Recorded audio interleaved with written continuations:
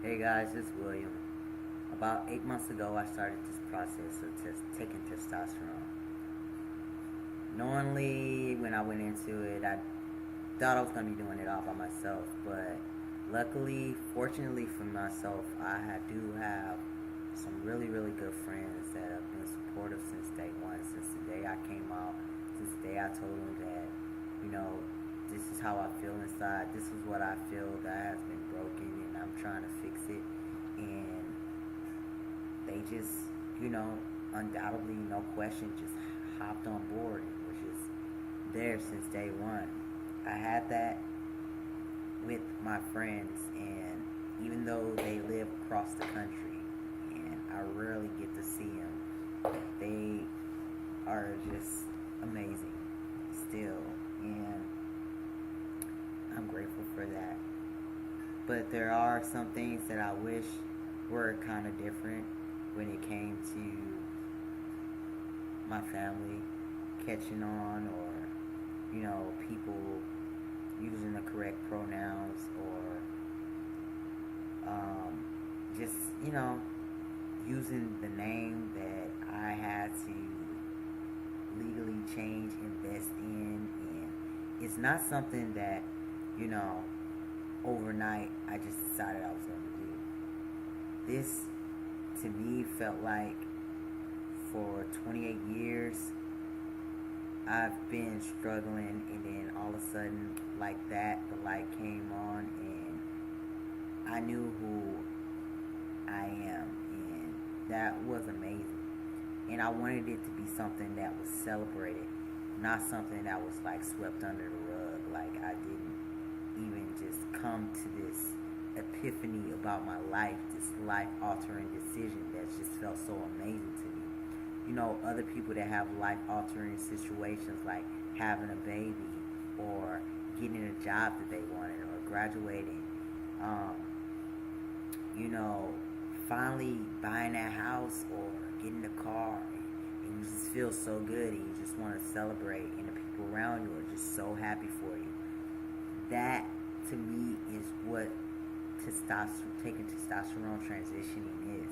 It's something that I want to celebrate, and I want everyone else to be like happy for me too. But I can't change how they react to what I want to do with my life. So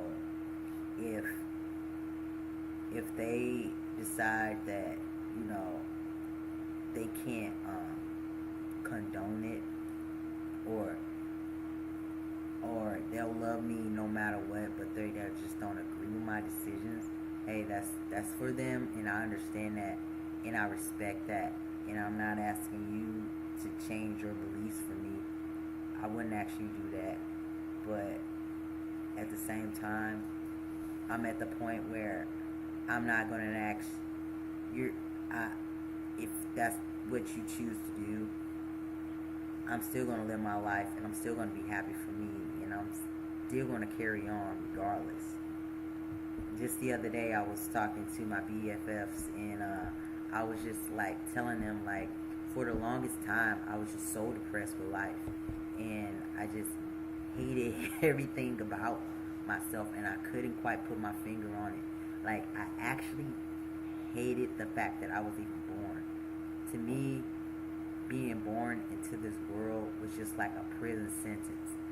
I felt, from since I was a little kid, that I was a victim, sort of things that I had no control of. I have no control over being born with female genitals. I had no, like, say in even being born, period. Like, to me, before life was just non-existent. I didn't have to worry about if I fit in, or if I was sinning, if I was, going to make it in this world, if I was going to starve to death or have a job. I didn't have any worries. I was just like nothingness, no worries. I think that's like even what Buddhists strive for, nirvana, like being absolutely, positively nothing. That's, to me, that's heaven. And I came into this world not really asking, no one asked to come here, but I am. And people are like, this is a gift I'm giving to you, and I want you to fit into this box.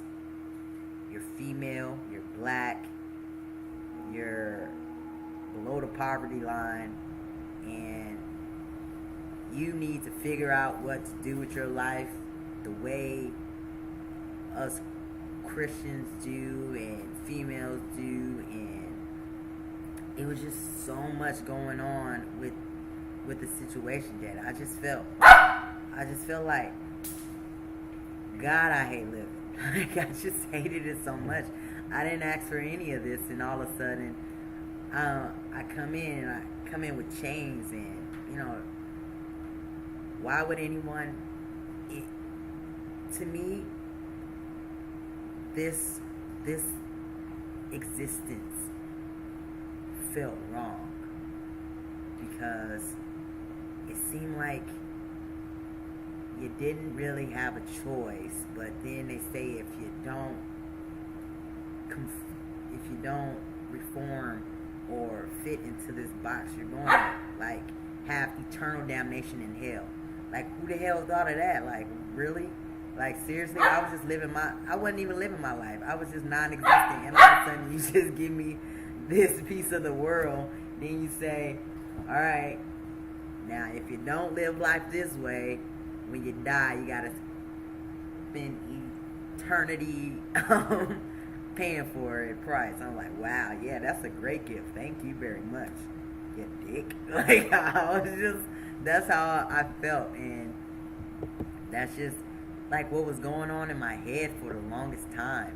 And I was really depressed. Like, all through high school, I weighed like 92 pounds soaking wet.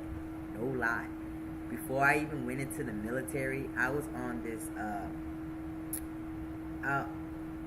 They wouldn't even let me join unless I weighed 102. And then when I got in, my recruiters like took me to the all-you-can-eat buffet like almost every day. Seriously, like, I couldn't eat. I was just really depressed, and I was really sad, and I didn't know where I fit in. In years of therapy, antidepressants, feeling like feeling like my life was a curse, and all of a sudden, just a year ago, almost, it dawned on me that I can be William, that I can live my life just the way I always wanted to live, and it just felt so fucking amazing. And when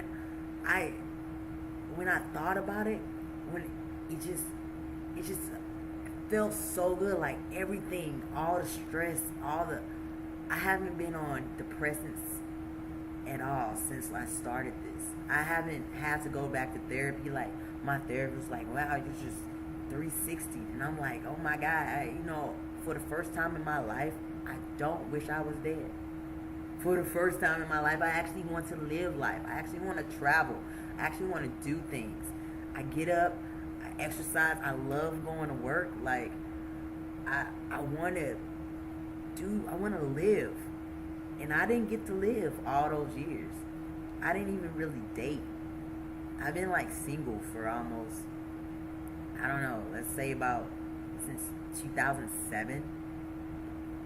Yeah, I hated my whole existence. I felt like my life would be meaningful if maybe I had life insurance and died, and the rest of my family can have the money. That to me was a goal. Just when I die, to leave stuff for everyone else to be happy. There was nothing in this world to make me happy. I didn't care about birthdays. I didn't care about presents. Like, I don't even ask people to buy me nothing. I just like sit down and I read books. And I fantasize about being someone else. I used to fantasize about being hundreds of different characters. And all of a sudden, last year, I found that I wanted to be, it's just really good. And I wanted to celebrate that. I wanted other people to celebrate that with me.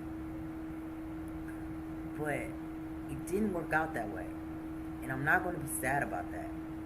What I am going to do is take the people that do love and support me, and I'm going to run with it. And I'm going to grow. And I'm going to continue to be the best me until I have to leave this earth. And hopefully it's no time soon, because now I actually want to do something with my life. You know?